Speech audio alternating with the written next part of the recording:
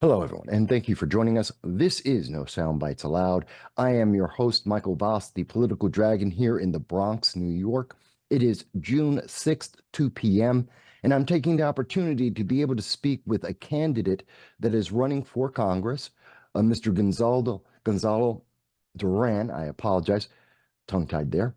But we are going to have a conversation to let you know about the candidates that are running for the races that affect you, that will be very important to you. And most importantly, so that you are informed in November when you make your choices. And with that said, I'm going to start off. Gonzalo Duran, I want to welcome you. We did actually meet during the Bronx Patriots for Trump event where you were speaking to constituents, and people can see that video to hear what you had to say at that event. We did cover that. So that's kind of where we first met, but we didn't get a chance to really speak much. Since that time, I've done some research on you. I've also gotten a chance to read some of your work. You're actually a member of the press. You write with the Bronx Daily, which is ongoing. You're an amateur chef, which I thought was kind of interesting, an ordained chaplain. And what's also very interesting to me, as a former Marine myself, you are a former Iraq vet, United States Marine Corps sergeant, serving from 2003 to 2011. And I think that's really what a background that you have there, as well as being a father and being very involved in your community, being the vice chairman of the Bronx Conservative Party since 2023, last year. And in that time, you were able to increase the number of members in the Bronx Conservative Party by 4%. You've had over 70% of the elections that are available to be filled with candidates, giving the public options. You have been very busy. I still didn't even get to, you have a nonprofit, Devil Dog USA Incorporated, that you have been operating for about 15 years now, helping veterans, which I think is also incredible. You're a writer, again, for the Bronx Daily. My God, man, there isn't much you haven't do. And you're a first generation immigrant from El Salvador. Your parents were from El Salvador. You were born here in the United States, a natural citizen. Did I miss much about your background? To be just to be frank and in a humorous way, actually, you only hit half of the things that I'm actually working on and been about. Uh, Okay. so yes, I am I'm the chief executive officer for Devil Dog USA, which is a veteran nonprofit, and we've been operational for 10 years, just about 11 years on paper, but we've been doing things before that as well. I am the vice chairman for the Bronx County Conservative Party, the district leader for the 79th district. I am the congressional candidate for the 15th congressional district, which is solely in the Bronx. I am a chaplain. I am also the I'm a chaplain who focuses on veteran and community welfare, and I'm also a talk show host with Vet Talk, which is aired in public access. Radio host with WP 930 with Jason Murillo in the Situation Room. And then I am a journalist as well. I'm a press passing journalist as well, but I'm featured I'm a columnist for different papers over the years.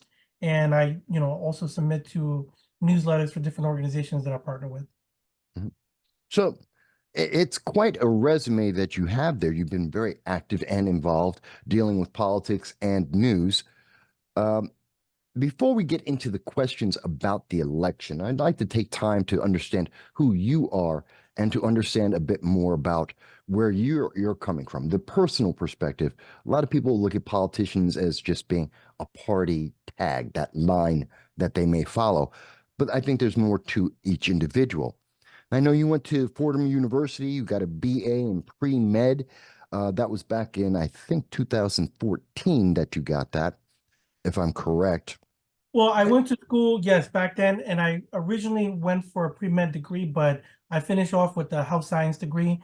So the reason for that is because I started Devil Dog officially on paperwork, so it took a lot of my time, so I couldn't pursue. And I unfortunately and fortunately met an individual that was homeless and who was a veteran, who was going to school with me at the same time, and he changed the trajectory of my life. Whereas I dedicated basically the rest of my adulthood on serving not only my country like I've done in the Marines, but also now more forthright within the community. So who am I? You know, I'm the average Joe that's trying to push forward, who's tired of what's going on in his community and wants to fight back. I'm fortunate that the military gave me a solid structure. I've always had this ambition and these skill sets, but I didn't have the structure that was necessary. And the Marine Corps gave me that structure and that ingenuity to push forward, dedication, understand spirit de corps, and different things like that. Coming out of the military, I had a difficult transition. It was very difficult. You know, there was times where I didn't have money to food, couldn't find places to work or get even an apartment. Not because I didn't have money or not because I didn't have the requirements, but there's so many cracks in the system that I fell through. And these are a lot of things that individuals, not only veterans, but the general population fall into. And since then, I've used all these things that I mentioned earlier, and that's why I was specific. I used all those nonprofit, political, media network ability to push forward on those things so that it doesn't happen to other people. And right now, you know, I'm here because of the politics wise.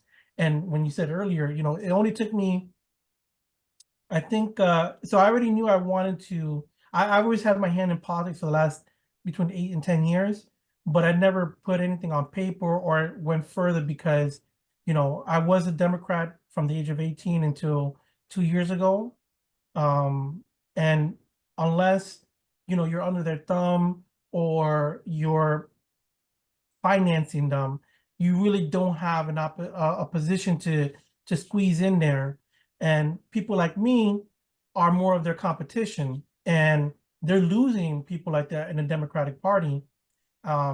So well, a year and a half ago, I went into looking at different political parties and say, who wants somebody like me who wants to get things done? And the Conservative Party was the one to answer my call and give me the endorsement that I needed to continue my race, because I knew that the Democratic Party was going to knock me off the ballot, because that's what they do. That's their routine. For anybody that's worth competing with them, that's not within their circle. And within 3 months from there, I became a district leader. Between 3 months after that, I became the vice chairman. And these are all through elections. And as a moderate conservative, I call myself a democratic fiscal conservative. It's been very hard to make it up those steps, but at the same time, I've been able to do it because of the work and dedication of everything I mentioned earlier. And, you know, we increased, so the number that you're looking at for the increase of the party, that's what I was expecting and hoping for. When we got the numbers early this year, when they opened in February, we increased the party by over 15% county-wide. And we're looking at the way we're going right now to doubling that this year. Okay. Well, my initial numbers, the 4% growth of the Bronx Conservative Party, were numbers from 2023. I wasn't able to find more recent research to update that, but that's quite a success, and I want to compliment you on that. Now, you've brought up several questions in what you were just mentioning that I feel I have to address. We'll get to the switch of parties in a second, but you mentioned that while you were at Fordham University, you met an individual, a student who's homeless. And a lot of people don't know about student homelessness. It is a growing problem. It's about 8% across the entire nation of students who are in college and homeless at the same time. I am an advocate for the homeless. I have been homeless twice in my life. I talk about it often on my channel. So this is something that I find to be very important, and I do want to mention that. But as you were speaking about it, you said it was both fortunate and unfortunate that you met that individual. And I have to ask, I would assume the fortunate part is working with Devil Dog USA Incorporated, your nonprofit, some of the work you've done in politics. But what's the unfortunate part? How was that unfortunate for you? Well, originally as a kid, we always have aspirations of what we want to do. Originally, I wanted to be a veterinarian my whole childhood. When I got into college, originally at 18, I realized that I couldn't afford it. So I joined the military, not because of the educational benefit, just because somebody came up to me and they asked me if I wanted to join, and I did. When I finished the military, I was because at the time it was a little different, the GI Bill. Um, the post GI Bill, you had to serve overseas to get the full benefits. Now all you have to do is 2 years. But back then, when I finished my service, I was already a combat veteran. So I was like, okay, finally an opportunity for me to go to college, maybe go back into the veterinarian field. But I had 2 kids, so I couldn't just up and leave and go upstate to college.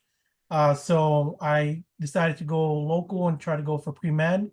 And then when my pre-med aspirations were just about going that way, when I met the individual Igor, I changed my whole life. I changed my academics. I changed the way I was working, everything towards it. So I never accomplished the one goal that I've always set out for, but I'm happy. Obviously, the fortunate part is Devil Dog coming into play and everything else after that.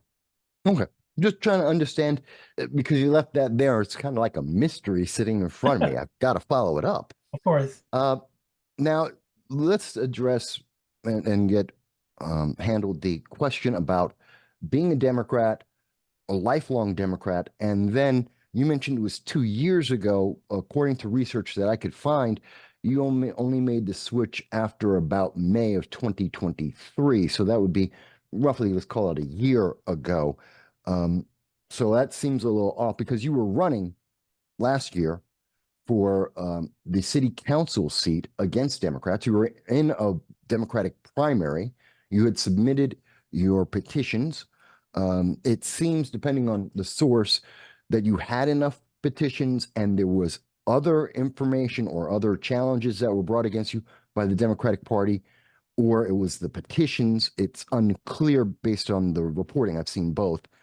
But either way, Democrats kicked you out of the primary, and then you were approached by several organizations, and you went with the Conservative Party and then moved forward. So I would have to ask, what made you, a lot of people call it Blexit nowadays, the black exit of the Democratic Party. There's other names as well, but we are seeing a trend of many individuals who are leaving the Democratic Party for other parties. And I would ask you, what was your main reason? Was it because of the election? Was it because of corruption, which it seems you alluded to a little bit?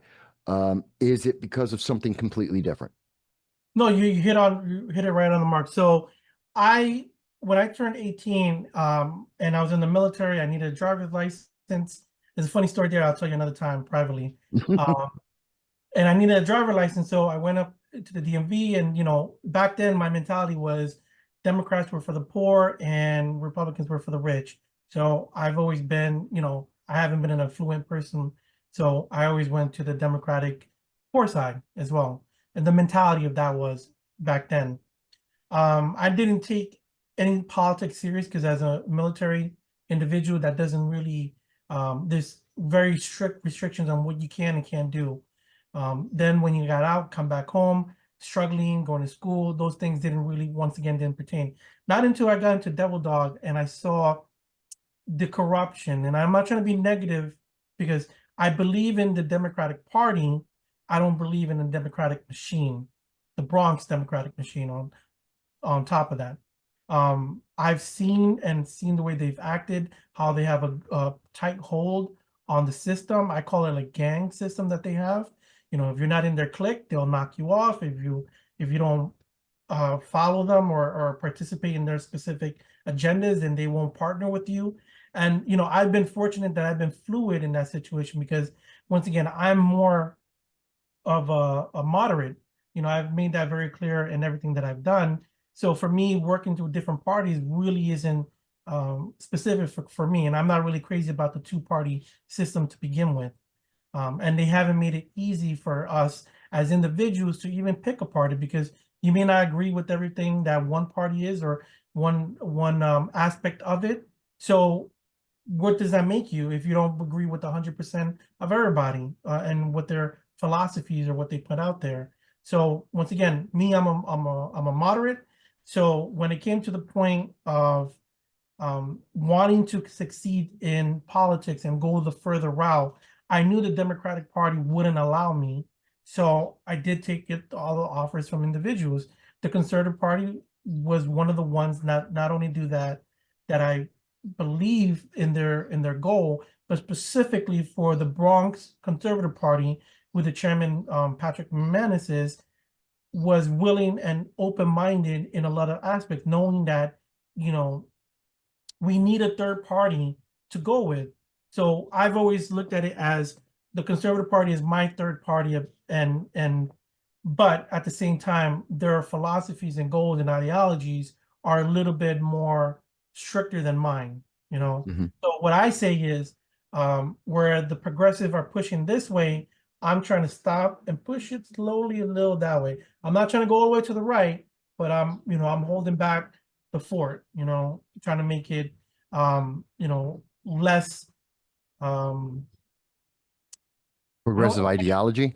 I want to make, I want to make this very clear. Yeah. I'm trying to stop the socialism that is pushing towards the far left that they're going around right now. So I am a moderate through and through with everything I pretty much do. So, when it comes to my work ethic, I have an open door policy. When it comes to politics, I'm the same way. Obviously, the position I'm in makes it a little difficult. So as you can see, what I've done in less than a year, increasing the party, filling, we have an 85% right now manned power seats now. So people elected into executive positions in the party. Now, the reason I don't have that additional percentage is because the county level. The EDs are smaller and encompass the whole Bronx, so it's very hard. So trying to get all the seats filled in the South Bronx is more difficult than anything that I've come up across. But in the years to come, that I do plan to get us at 100%. We've already increased the party by 15%. We had, out of the 21 legislative petitions that we could have done this year to get people on the ballot, we got 18 out of the 21. And the only reason we missed 3 of them was because somebody came out of a personal reason, and 2 because of missing signatures, 1 or 2 signatures. It's crazy, but that's what we're facing. I know I had asked you about this as we were preparing to get ready for this interview. You had mentioned that when you say 1 or 2, you mean literally 1 or 2 signatures, not a dozen, not 50 or 100, which is normally the case.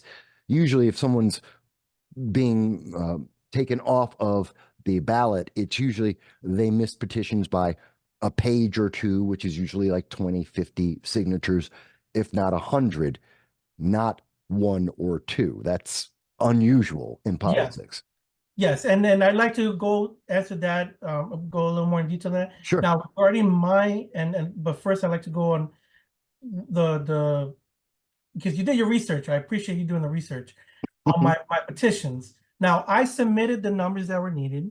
I submitted the format that it needs to be done, and the Board of Elections kicked my petition down because I didn't have it the way they wanted.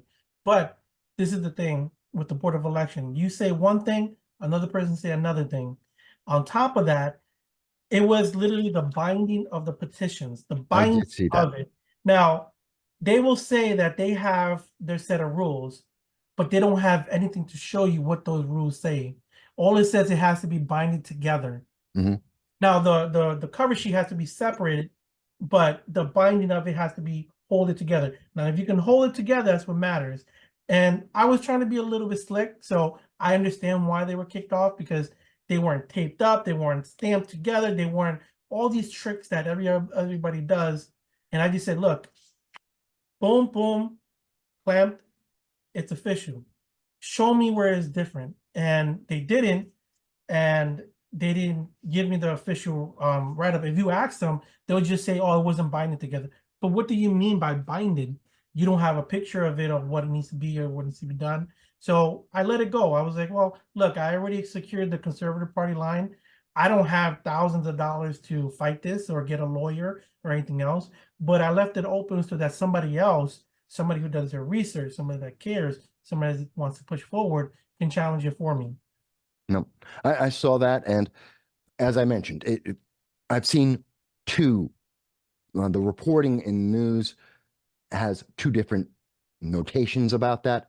One, as you mentioned, about the clamp, which I did see, which doesn't surprise me. New York is very pedantic in some of the rules and the way they are executed without any formalization. And I also saw individuals reporting saying that there was a question on the number of petitions, although some say you had more than enough. So again, I thank you for the clarification on that. Now, Well, I for do. for the ones with the ones and twos, now right there, would the Democratic Party make sure that it went through? Yeah, they would. But for the one that we have or the twos that we're missing, for them not to let it go through, you can. For me, I'm not going to speculate, but it's very pedantic to me that they wouldn't let something like that slide. You know, one signature, and it wasn't because we didn't follow the rules, but the rules are very vague as well on how many you need for that time frame. Because the state party might say one thing, they'll do their calculations. The Board of Elections will do their calculations. Obviously, the county, we're going to do our own calculations, and we believe we had enough. We submitted what we thought was enough, and out of the 2021, for two of them to be, one of them we knew for sure they were missing. So we have no problem with that. But the one that was just missing one signature, we did try to fight it, but once again, we don't have the funds to fight something. Usually, if it's something like one, you review the documents, and there's usually, because there's always questionable signatures or the format, and if it's one, I'm sure that if they really wanted to, in that questionable group, there's one that's acceptable.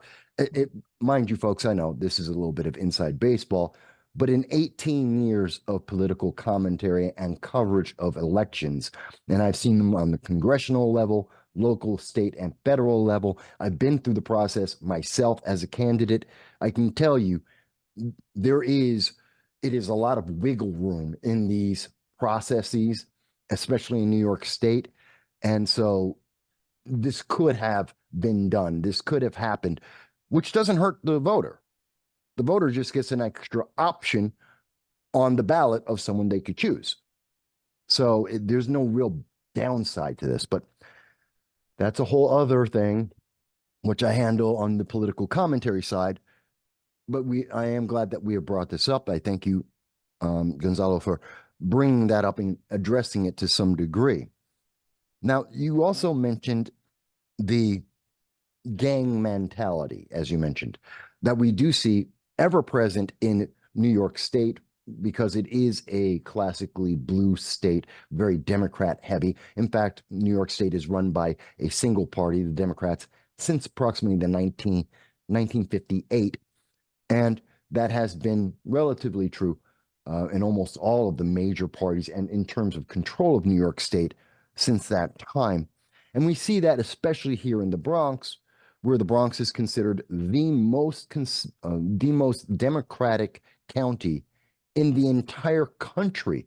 That means we're beating out San Francisco. We're beating out LA. Berkeley is not as Democrat and to some extent progressive as the Bronx. I just want to put that in perspective for people, which is why when we saw that President Donald Trump came to announced that he would come to New York, we had Representative Richie Torres, Alexandria Ocasio-Cortez, Governor Kathy Hochul come out and say he shouldn't be allowed, and this is the key word, allowed, to be speaking to people in the Bronx. That the Bronx, they unilaterally decided for the constituents that they shouldn't and couldn't hear Donald Trump speak, which is a violation, I believe, of the First Amendment and the the pursuit of happiness clause. We have the pursuit of life, liberty, and happiness, and they're denying that. You're denying Americans' choice. So I find that to be very important. Now, I know you were at the week before Donald Trump arrived, you were at the Black Patriots for Donald Trump event in the Bronx. That was at Bill Rainey Park. I did cover that event. And I know, because I have a photo of it, I know you were at the Trump rally. I have a photo of you going through the line, not the general public line, but press and dignitaries line. And you were going through that. I know some people have said, well, you weren't invited. You were in the press and dignitaries line. You weren't with the general public. So obviously, people recognized who you were and what you've been doing. That being said, how did that make you feel when you heard Representative Richie Torres, who you're running against in the New York 15th congressional race? You heard Alexandria Ocasio-Cortez. You heard Kathy Hochul, governor of New York, come out and say, you don't have a right to express the First Amendment, nor does Donald Trump. Well, you took the words right out of my mouth. Obviously, everybody should have the ability to speak out, but as elected officials, you have a more prominent ability with that freedom that you have, where you are supposed to be representing everybody, not just one select group. So in their districts, there are individuals that want Trump to be heard. They want to see Trump. They wanted to get that presence of him that they're missing, because they may not be 100% on their incumbents and the presidency down all the way down to the local government. So that, unfortunately, that looks tactless to me. Like, I personally wouldn't have done something like that. If Joe Biden had come down to the Bronx in that area, I would be happy that a president is coming down to the South Bronx, and I would do my best to make sure that it's filled as an inclusive. Now, for them, they go on the basis of inclusivity, but unless it's objectifying or messing with their votes or funding, etc., like that. Now, when Trump is elected president, let's see how many of them are standing behind and taking pictures based off of the bills and work and funding that they need as well. That's something I want to see, because when Trump was here last time, look at the elected officials that took the picture in front of the Trump golf course, which is now the Bally's course, and see all those people talking trash now. They weren't doing it back then, Yeah. Well, they have a very different approach. It's tolerance. They have immense, infinite tolerance as long as you abide by whatever they say, as long as you obey. And the moment that you're not, well, then they have less tolerance. We've seen that with Dallas Mayor Eric Johnson, as well as several other former Democrats, even Bill Manchin out of West Virginia. I would like to mention something regarding Trump specifically. Sure. So that was my first Trump rally. I am not the biggest Trump supporter, but for those that are wondering why I was there, first, although I didn't vote for him last year, and I am on the fence on voting for him this year, for the Conservative Party, we were one of the first, the Bronx Conservative Party, we were one of the first organizations to endorse Trump. I personally put the meeting together. I wrote the endorsement letter that we published. I have not only had voter registrations, multiple voter registrations lined up for his event when he was coming. I also penned an article 3 or 4 months ago asking him to come to the South Bronx. I also spent a good portion of 4 and 5 months ago penning articles on individuals, on who they want to be president and why. And this is something that changed the gear of my perspective. There were many Democrats that were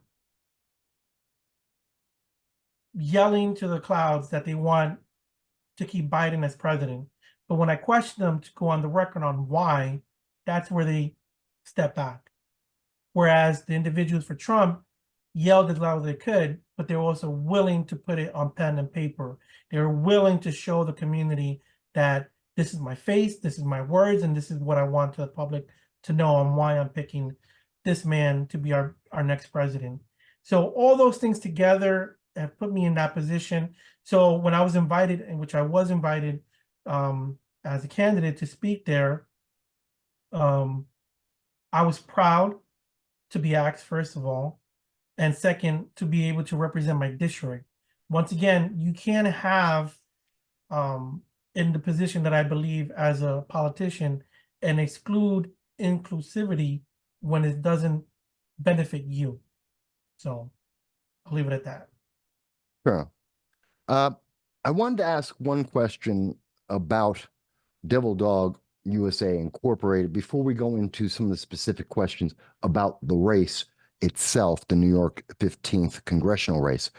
Now, I know Devil Dog USA Incorporated has been, this is about in 2017, you were on Fox and Friends, you were on CBS News. There was national coverage of the organization, and which is impressive. And so you have had national exposure, you have been interviewed nationally, but we haven't seen that same national coverage now.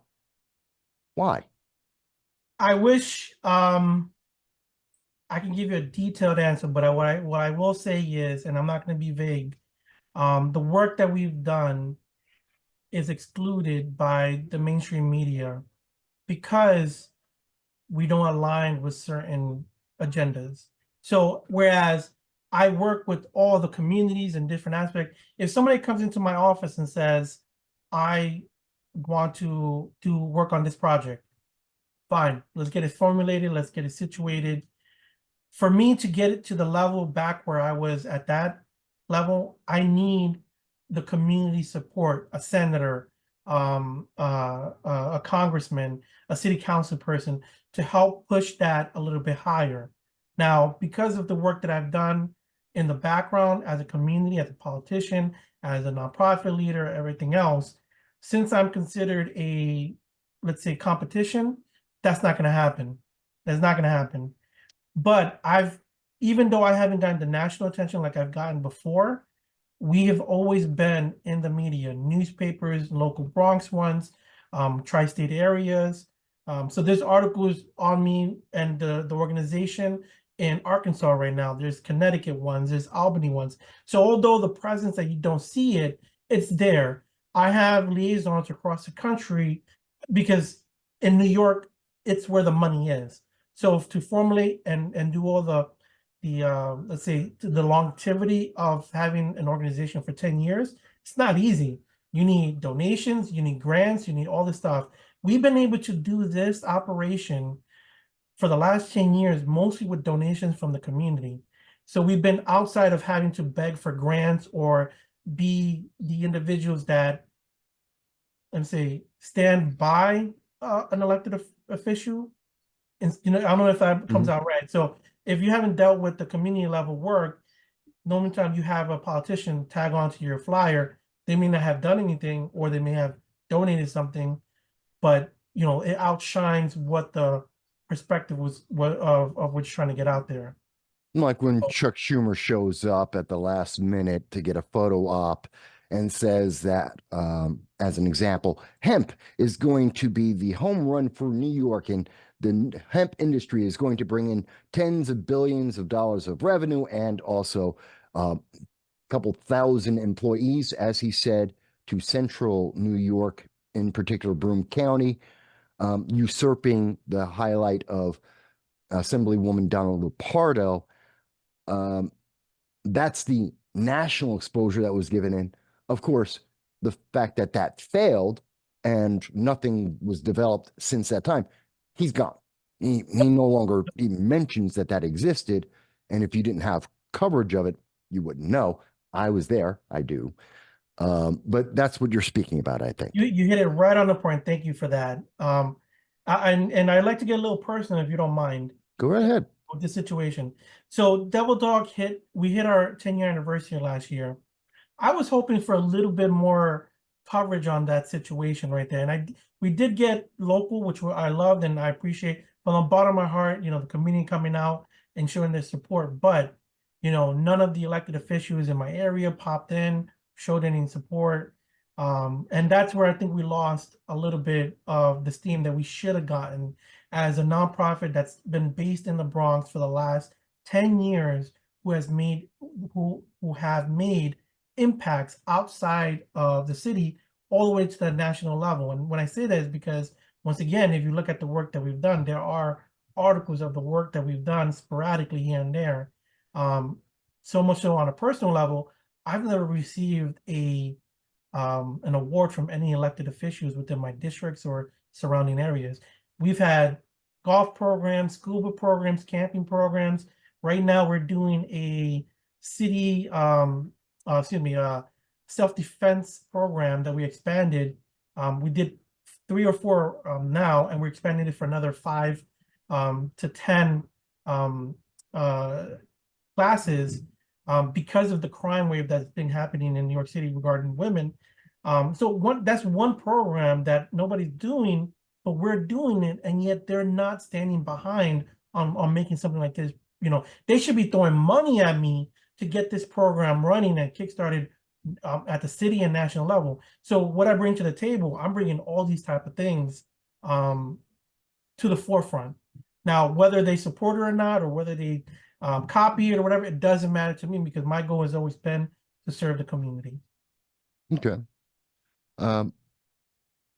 Thank you for giving us more detail about that. And again, I find it interesting what Devil Dog USA Incorporated has done and what it continues to do. And I have seen flyers for the outreach to women on learning about self-defense and being able to protect themselves. And that's kind of important at this time in New York, where very famously and very well reported, we are seeing a lot of difficulties. Individuals on the subway that are being lit on fire, a gentleman being shot, people being stabbed. We have a lot. I know personally, just 2 days ago, an individual getting hit with a brick or a rock in the head. He's bleeding out his head. A young woman, about 5'1", 110 pounds, being knocked out by a fully grown man who's taller and far heavier than her. We need things to change. So I do applaud you for trying to make that effort. And other politicians, regardless of the election, should also appreciate that effort. But we're speaking about elections. And we've talked a little bit about you. We also dabbled a little bit on the idea of the election, the New York 15th congressional race. So we should address that. Now, to be fair, there are 3 candidates in the race. There is the incumbent, Representative Richie Torres. There is Jose Vega, who is an independent. And then there is yourself for the Conservative Party. You also have the endorsement of the Bronx Republican Party as well. So you are the Republican and the Conservative. Jose Vega is an independent with no one behind him. One of the first questions I have to ask about that race is, Richie Torres is very boastful that he raised $6 million. He's sitting on a nest egg of $8 million for his election campaign to try and reach the public. Jose Vega has about $23,000, last reported by the FEC that I am aware of, obviously being dwarfed. To my knowledge, at this moment, according to FEC filings, which may be out of date, there's another update coming shortly. I'm not aware of the amount that you have raised. One, how much have you raised, if any at all, and is that a concern? Well, I haven't calculated the exact numbers at the moment, and my goal as a candidate and as the vice chairman for the party, my goal right now has been to increase the numbers for people to get on the ballot in the first place.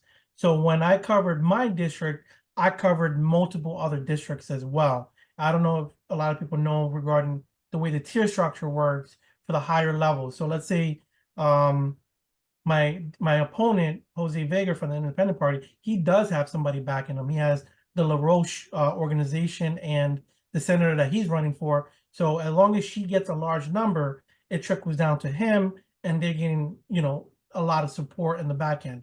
For me specifically, my goal was for the incumbents to have on the Bronx County wide.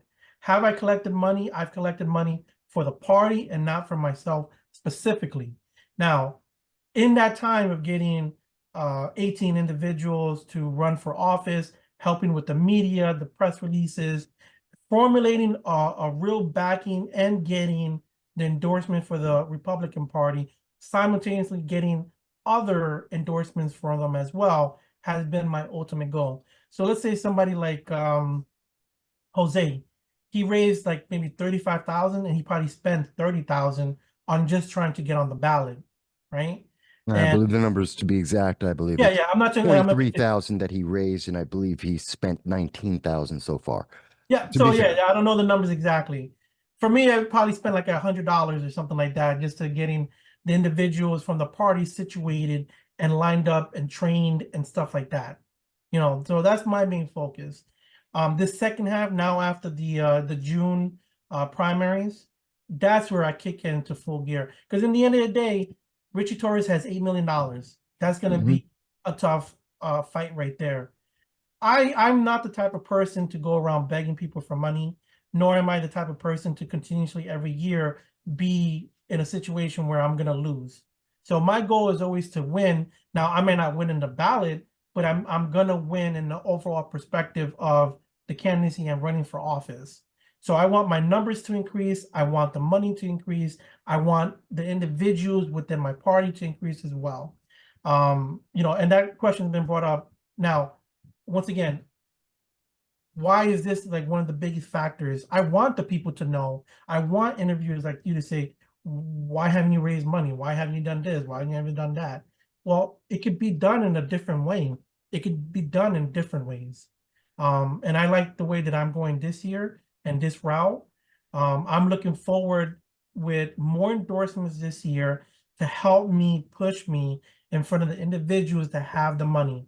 But I want to make something very specific. It's not my job to get begged for money to run for office. It's the people's job to get the informative and look at the person that they're running for. And right now you have a unique opportunity in the 15th Congressional District. You have Richie Torres, which is pro-Israel all the way. You have Jose Vega, who is pro the Palestinian all the way. And you have me, who's in the middle. But where the difference is that I'm somebody who's over the last 10 years has serviced the city and the Bronx continuously. So I'm not talking about making changes. I'm doing them right now. Before that, I've served my country and helping in that aspect. So if you're looking at, somebody to represent the 15th district in the best interest, I think out of those two or us three, I'm the best one. Okay. Fair, and I want people to know money is not a confirmation or an endorsement or an indicator of quality of any elected official on any election. And we have seen many times where individuals with far less funding have won elections because they're the superior candidate. So I don't want people to think I'm saying that because that somehow indicates something is wrong. It just indicates there's a difference. That's all. And the money for the campaigns is so that it should be used for getting the public to get aware, like for advertisement. That's what it's meant for. Yeah. But right now, the way we look at it is whoever gets the more money is winning office. And that's the mentality. That's one of the things that I'm trying to break in just my work that I do. No, I understand. Now you brought this up, so I'll jump right into it in terms of the Hamas-Israel war. Yeah. And it's not a Gaza war, it's government versus government. The government of Hamas, which is a recognized terrorist organization, and even though they are duly elected by the Palestinian people of Gaza, versus the duly elected government of Israel. So it's the Hamas-Israel war, in which was started on October 7th, 2023, when Hamas killed over 1,200 individuals, including 34 Americans, taking 22 Americans hostage. And according to the UN verification, these Americans have been tortured and sexually abused pretty much nonstop since the day the war started. These are facts as they exist. Mhm.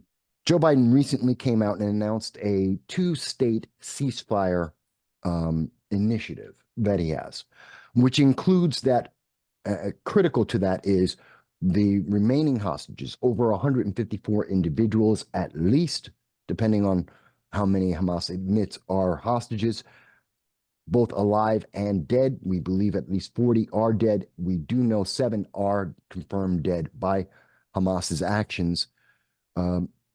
That they would have to be returned, alive or dead, returned to their countries, over 50 countries.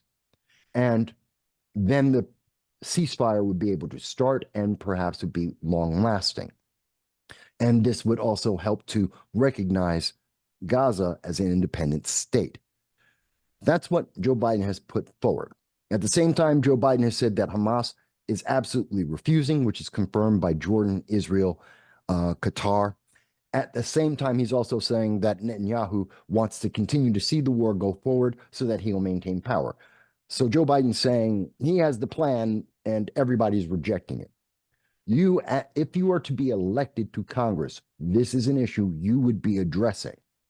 And constituents who may or may not be related to or know of the 34 Americans that were killed, the 22 Americans that were taken hostage, abused, and tortured, they would be relying on you to have a voice in this. Where is your voice on that? So I am not the expert in this particular field, but I do know this is a generational war that's been going on.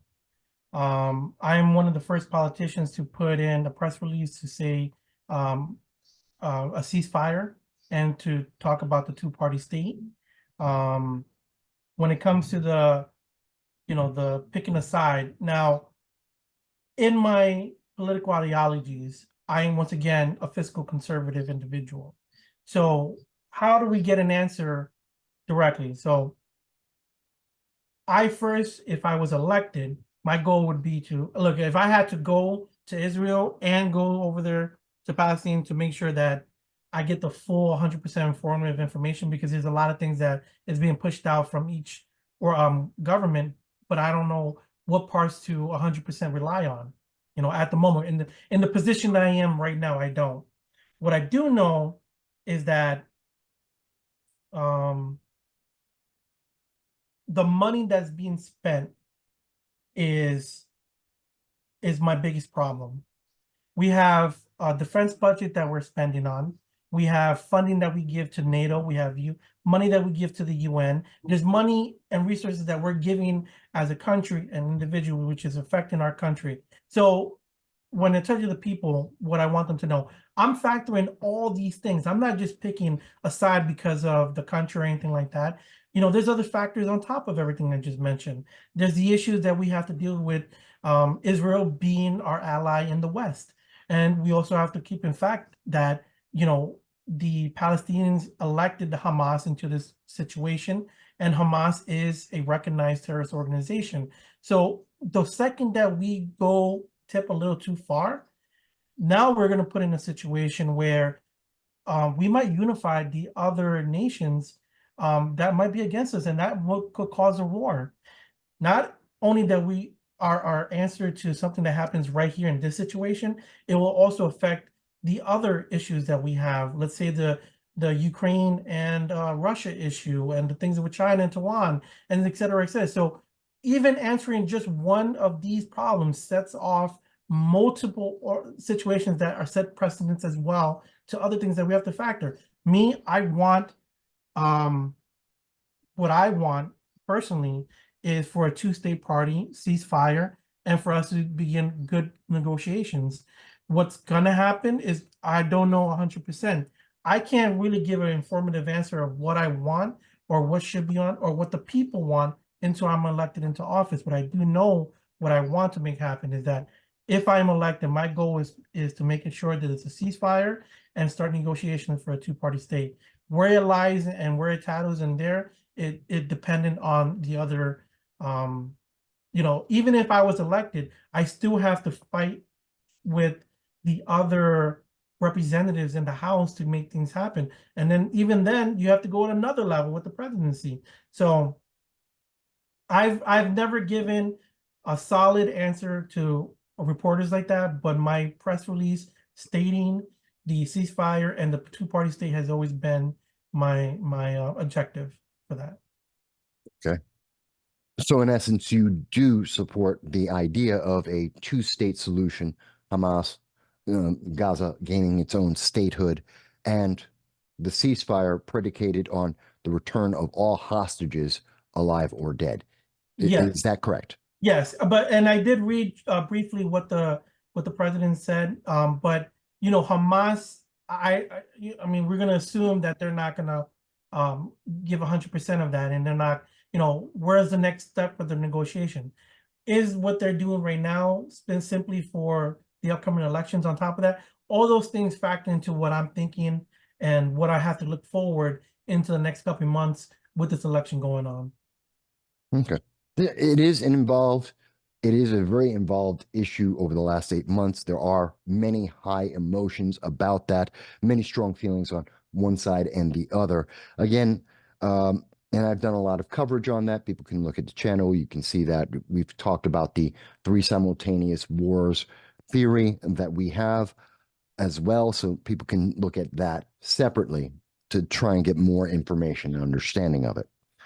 But it is important because it's also related to what we're seeing from Representative Torres. Now, specifically, members of Congress don't deal with one issue. They deal with many issues that affect all their constituents and the nation, not just the Bronx, but it's going to affect everywhere in the country. One of those things is something that Representative Richie Torres is addressing and trying to tackle right now, which happens to be with immigration, which is a very hot button issue.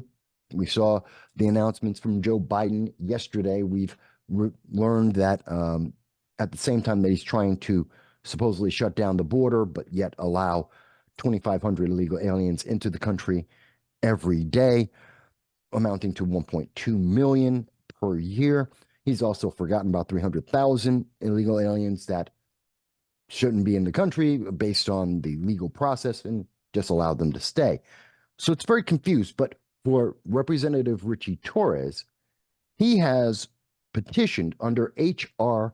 7028. Let me again say H.R. 7028. It was a bill introduced by Representative Richie Torres, and it seeks to remove all restrictions on any known or suspected terrorist individuals from terrorist nations entering the United States. Now, these were restrictions put in place to try and reduce the number of threats, national threats, to the American people. We know that in 2023 alone, 173 known or suspected terrorists entered the United States or attempted to enter the United States. In the first quarter of 2024, 69 known or suspected terrorists tried to enter the United States. That's with the restrictions on individuals trying to enter America from known terrorist nations. Richie Torres wants to remove all restrictions and allow these individuals from these countries to come, potentially multiplying the number of threats to the American public. Where do you stand on that bill? Is that something that you would support? Is that something that you would oppose? Is there a reason? Well, first of all, I will oppose it, but if I could step back, there's Sure. one thing I didn't mention regarding the last question. Sure. So when we talked about Richie Torres' funds, Yes. the millions of dollars that he's getting, a majority is coming from the IPAC, which is a Israeli PAC that's funding majority of his work, his campaign, his campaign. A big portion of the individuals that that he frequently visits is the Israeli community. So much so that if you look in his Twitter feeds, which normally he's very vocal there, I believe the New York Times did it, or a reporter did a topic of it. But his like 99% of his messages are strictly just for the Israelis population, whereas the Hispanic and African Americans feel left out on what he's doing.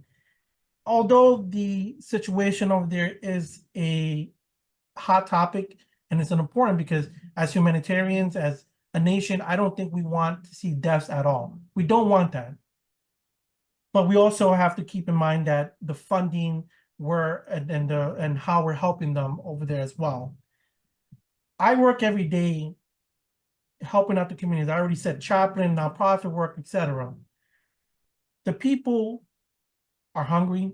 The people are looking for housing, job opportunities, and many other issues that are going on. Not all of them are focused on just what's going outside the country in the West. They're focused on what they want to see here. My whole thing is putting the Bronx and America first. I care about what's going across the countries and what's outside of our friends and fellow nations. But the Bronx for me and America is always the first objective. I just want to make that very clear. Answer regarding immigration. Yeah. Obviously, I would oppose something like that. If an American citizen cannot cross the border, I don't understand how we can do that with so impunitive these individuals without being restricted at all. There's a difference between seeking asylum and just illegally coming in. There's two different things. Now, obviously, as an individual who's a first generation, my mother came here illegally. She is a currently U.S. citizen now. She became her in her later years. I can't say a lot of things because it might sound hypocritical, and that's always going to be a factor to come in when interviews and political aspects. And then this is one of the objections that I have with Trump and a lot of the MAGA followers. It's going to be impossible to close the border 100%.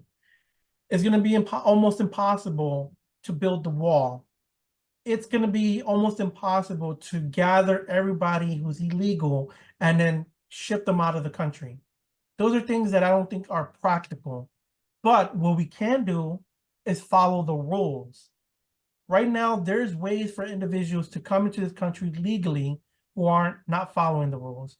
There are ways for people to become asylum seekers, but we're not following those rules as well. And because of that, it brings in a tremendous amount of issues. We're talking about individuals that are being trafficked, especially women and young females being trafficked into this country because of the rules. They know that if they come in with a child, that they have the most likely possibility of coming in.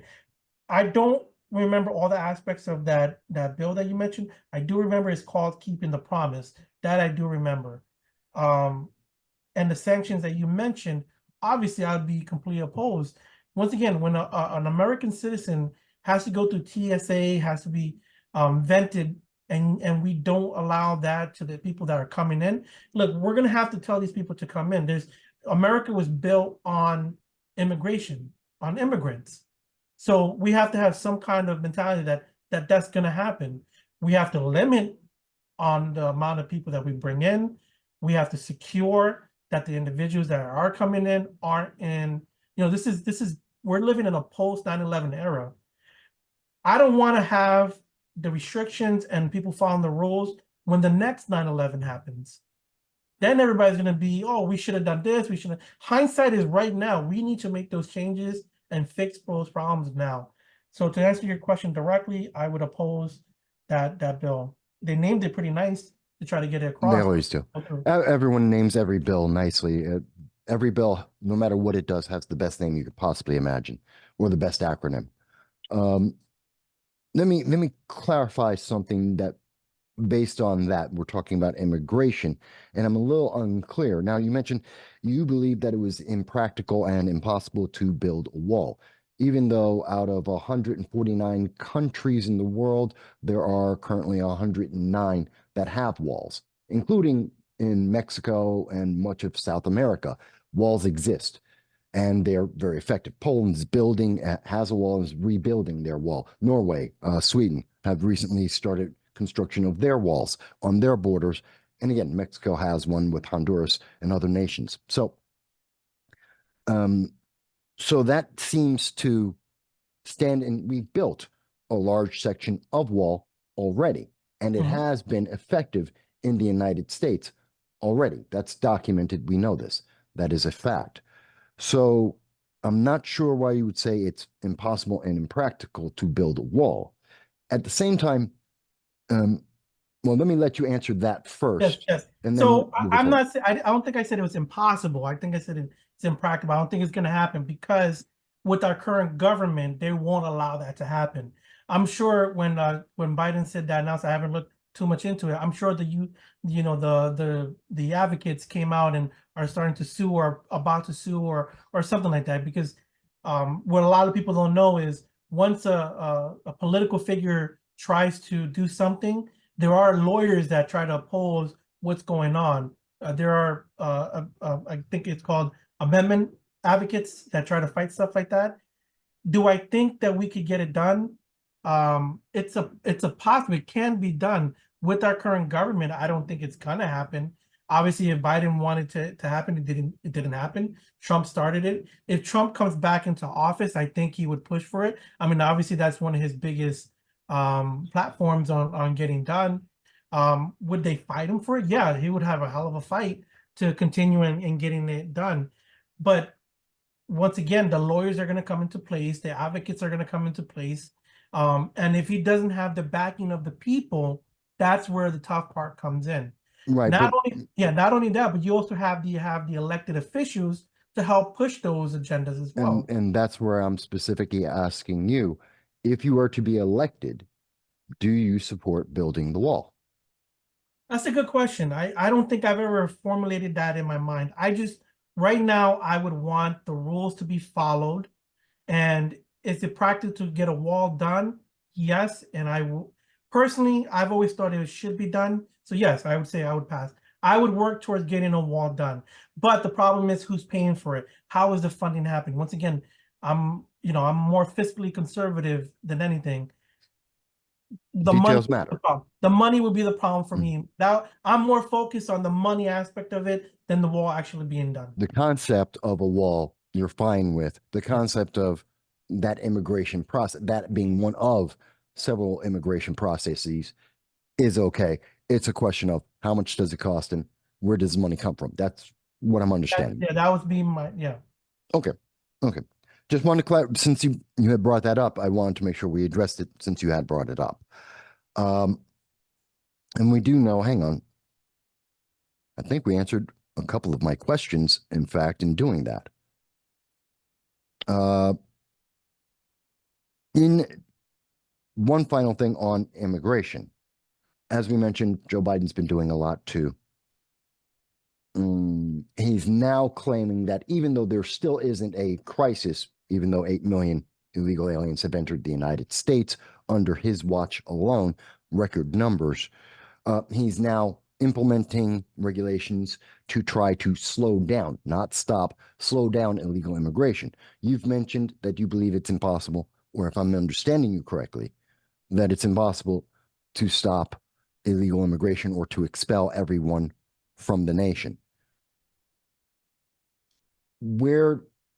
How should constituents, or where do you believe, let me ask it this way, where do you believe the majority of the constituents of the New York 15th, the Bronx, where do they stand on illegal immigration, and how would you promote that, which is the purpose of the job?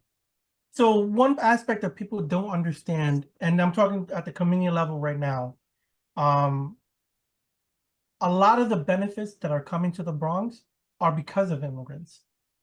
The reason why the Bronx is majority in below 200% of the poverty level is because of the numbers of immigrants that we have. Because of that, there are certain aspects of, let's say, funding that funnels down to the community level that benefits them, the community itself. When you go to a meeting, let's say a community board meeting, all you hear, so I don't want to say all you hear, but a majority of what you hear is, why are these immigrants getting stuff before I'm getting them. That's a majority of the voices from what they're saying. Even people that came legally as immigrants, got their green cards, came over here as a visa, whatever, then became US citizens, are questioning those things as well. That's a majority of the things that I hear. Now, because New York City is unique, whereas we are not only a sanctuary city, but we're also mandated to house anyone that requests it. So that brings a lot of problems, aspects into. So once again, one topic is not a simple answer. You can't just, No. oh, boom, that's it. No, it's a very formulated, complicated answer. I believe a lot of the people are against a large amount of immigrants coming in, taking the resources that the community needs, such as, and I can give a perfect example right now. Let's say the NYCHA housing just opened up for the first time in 15 years. And I'm speculating that a large portion of that is going to be going to the individuals that are the migrants, illegal documented individuals. Just for clarification for people, when we say NYCHA, we mean the New York City Housing Authority. This is to help individuals who are poor or in various situations in their lives to be able to afford housing, often sometimes called Section 8 housing. So go on. I'm sorry. I just want to clarify. Sometimes I forget about that part. Now, when it comes to that aspect, I asked city officials, I asked them, well, is there being set aside for, veterans, people with disabilities? What about the migrants? It looks like if you guys aren't giving a straight answer, then it sounds like you might be wanting to lean towards it. Obviously, in those type of situations, they have to backtrack and then let the official press media departments answer them, which they did. And they gave me the outline. So I made sure two things. One, that the rules, once again, I'm all about the rules, that the rules are being followed, not only for the people requesting for the housing, but also the landlords as well. So when it comes to the people requesting, they have lists of people that I can't think of the right word at the moment, but a population that needs to be catered to. So I'm pretty sure that a lot of these are going to go. They didn't give me a straight answer like that, but so a situation like that is one of many that the community has told me they want less of it to be going on, and the only way we can do that is by, limiting the individuals that are coming to this country. Do I think it could stop? No, I don't. Once again, we're a nation built on immigrants. It's in the foundation and our Constitution coming from a different country, settling and trying to look for the American dream. The problem is, have we reached that limit where we have to say, we want the American dream too, so you're going to have to calm down and wait, that's my feedback from the people. No, I understand that. I'm going to move on. We only have two more questions, and I thank you for giving us the full amount of time, the amount of time that you have. We are going to exceed the time we had expected somewhat, but I do want to get one clarification because Congressman Richie Torres does not make a distinction, like much of the Democratic Party and the Progressive Party, progressive wing. They do not make a differentiation between legal migration and the legal immigration system in the United States and illegal aliens, which would mean anyone entering the nation without authorization. And even if they ask for asylum after that fact, that is still an illegal alien. And so there is a different status and a different process for them. He makes no differentiation between that. He lumps them all as the same thing. And in his wording and his discussions about solutions, he makes it universal. This is something we see across the Democratic Party, across the entire country, and also with Joe Biden, including his latest developments. In some of what you were answering just now, it seems you made that same statement, that there is no differentiation between legal migration and illegal immigration into the United States. Am I understanding that correctly, or is that just the way of the wording? Yeah, I mean, because of the time constraints that we're going here, if you look at my writings, I do make the distinction of those like that. Like the migrants that are here currently, the 65,000 that the New York City is currently taking care of is costing us $4 billion alone. There's a difference between that, those migrants that were shipped here from different states to come here. Now, there's a difference between let's say the illegal. Now, if you read the HR congressional bill that you mentioned earlier, HR 7028. yeah, they use the bills use specific wording as illegal aliens. Yes. And then at a different level, people just say undocumented individuals, depending on if you're sitting in front of them looking for documents that you need.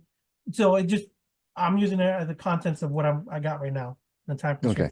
As far as I know, there's 150,000 illegal aliens that entered into New York State alone, of which 20,000 came from Texas. That's it. The majority are from just New York City, and New York State being a sanctuary city. I do want to make sure that that's clear. New York State has said, Eric Adams has said it's about $5 billion per year to take care of those individuals. That's what he stated publicly.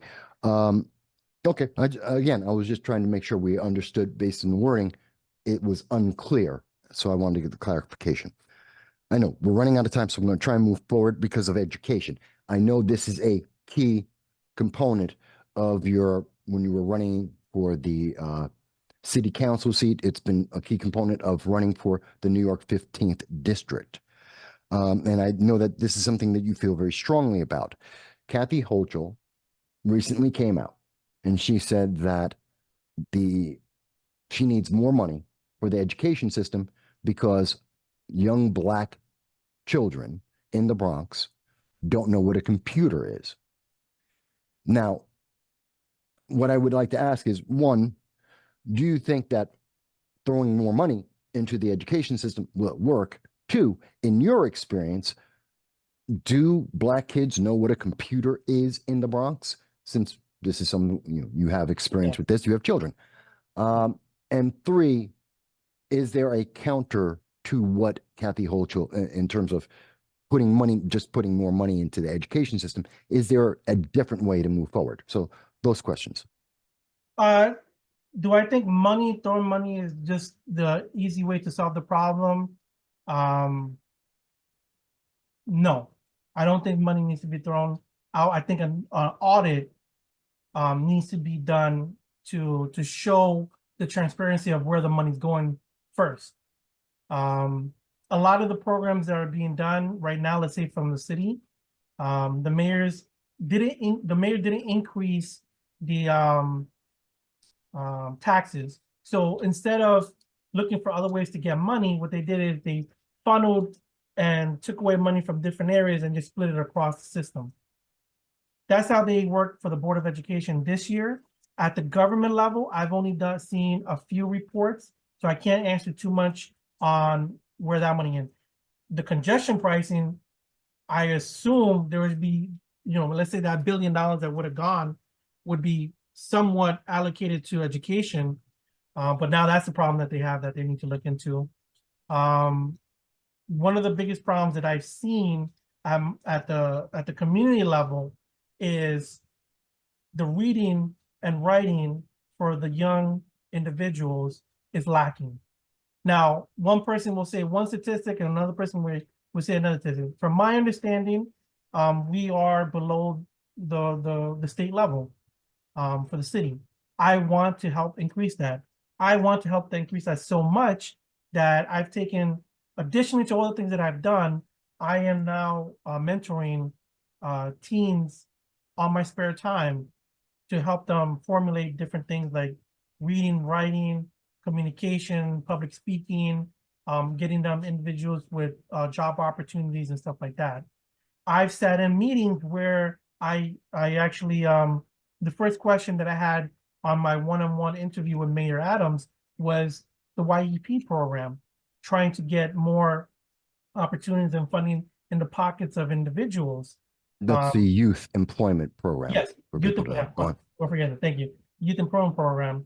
I have worked with the Parents' Choice program. I believe there needs to be a balance across the board. Do the BOE, the charter schools, they have to find a balance with those two. But once again, the biggest problem and my goal and ideologies is the money. Where is the money being spent? How much are being spent on the programs, and how much is being spent on frivolous administrations and pockets of individuals where it shouldn't be going? Do we need more money after we get the audit done, a full audit? Then I can give a better answer to that. I want, and then working towards getting more education for students in my community level. And I'm pushing so much so that last year I was able to collect over 5,000 books and give that to schools, literally schools, to update their libraries, and also communities, bookstores, and other organizations as well. So yes, you are right that education is one of my biggest things. Literacy for the youth is one of my top objectives. And I don't know what more I can do at my level, but if I was elected, one of my goals, let's say Richie Torres gave one of the libraries, local libraries, money for their roof, which I'm not saying that they don't deserve it, but I'm looking more as the general aspect of the libraries, trying to get them back into 7 days a week, with more hours if I could, just like it was before. Okay. Before I ask, there's only one final question I have, and I'll get to that in just one second. But for those who are looking to find out, obviously, running for Congress is, like many offices, involves a lot of different aspects. We've talked about international, domestic, we've talked about education and just private lives. There's a lot to this. And so obviously no one interview will cover enough or cover it well. Rather, people can go to see your website and to see other sources to be able to find out more about you. Can you tell us what is the best website links that they can go and find out more about you? So you can check out my personal website at www.gonzaloduran.nyc. I've had that for the better part of 10 years, so all information is there. I don't keep it as updated as I keep my social media, which is at Gonzalo Duran NYC. You can check out all my social media from Facebook, Twitter, LinkedIn, etc. Everything is at Gonzalo Duran NYC. Also, being in the capacity of the work that I've been doing, I'm always eager to speak to individuals. So emails, comments, and if you want to even volunteer or funding, I'll say that again, funding, you can find out the basic information for that to help me out as well. Okay. And we will include those links, and you'll probably, if you're watching this video, the audience will notice that we've probably included these links several times throughout the entire video. But we always want to make sure we do include that. My final question is always the same for every interview. Again, I thank you. We've gone over time. I appreciate that you've given us the opportunity to delve a little more deeply into these very important issues. But my final question is always the same: is, considering all the things we've talked about and well beyond, is there something that we have not addressed, something that we have not discussed, or something that needs more clarification that you believe that you should address? I want to give you that opportunity to do so right now. Go right ahead. Yes, I want to reiterate something that I mentioned to me, because I might have said it too strongly, because it's one of my core beliefs. I am putting myself out there as well as other individuals in the Bronx and other locations to make a change within the system. But it's the people's job to make it happen. It's your vote. It's your, you can't claim ignorance this year, or the fact that there wasn't enough people to look into to vote for, at least in the Bronx County. My personal life, my work, everything has encompassed to this point to get in a position where I can run for office without being challenged, because of the good work that I'm doing, because of the right work, following the rules, and getting to a position where I could say, look, if you want change, it's your job to do it. I'm putting myself out there. If I even got this job of congressman, it's not going to be an easy case. It's not going to solve all the problems. For it to make change, I need the support of the people to back me. Not only that, but you're gonna have to get other people in office as well. My biggest goal right now is the let's say the Democratic machine. If they don't feel there's a threat, they work with impunity. If it wasn't for, I don't want to put it on me, but let's say if it wasn't for me and the party, the Conservative Party, they would walk into their positions. That means 18 people took the step for them not to just easily walk into another position for them. I can't stress that enough. If it wasn't for us fighting, if it wasn't for me standing in front of you, there would be no opposition. They would just walk into the position. So it's your job to get out there. If I'm not elected, it's your fault. It's your job to volunteer. It's your job to put money into my campaign. It's your job to make sure that if you're not happy the way the country is right now, it's your fault. And I'll leave off at that. To be positive, as always, God bless America. Always. Absolutely. We do bless America. And I want to thank everyone for taking the opportunity to, one, support the channel. Please like, share, subscribe, because that gives us more access to more of these politicians to try and get answers from them, like we're trying to reach with Richie Torres, who has not acknowledged it. By the way, I do want to mention that there is going to be an upcoming debate between yourself, Gonzalo Duran, and Jose Vega, which will be on is that the 13th or the 11th? It's the 13th. 13th, that's right. The 13th of this month, and people should be looking forward to seeing that, to learn even more about these candidates and to understand the choices that are available. But you got to like, share, subscribe, give me the opportunity to be able to reach more of these politicians, so they're going to be interested in hearing and giving you answers, hearing our questions and giving you answers. Folks, again, I thank Gonzalo for giving us the opportunity to go over time, answer all the questions, and to let us have some more insight in him as an individual and as a candidate. I wish everyone the very best. I look forward to seeing the debate, and everyone have a great day. No Soundbites Allowed is a podcast hosted by Michael Vass. The podcast focuses on providing in-depth discussions on various political and social issues. As the title suggests, the aim is to go beyond quick sound bites and explore topics in greater detail. Michael Vass, the host, engages with guests to analyze and discuss current events, policies, and political ideologies. The live stream and videos cover a wide range of subjects, including politics, economics, social issues, and more. By delving into longer, more comprehensive conversations, No Soundbites Allowed aims to provide listeners with a deeper understanding of the complexities surrounding contemporary issues. AI is listening. Shouldn't you know what AI knows? Aren't you tired of being treated like a child by major media parrots and want to be respected as an adult? There is nothing to lose and a lot to potentially gain, so check out No Soundbites Allowed on all major social media platforms.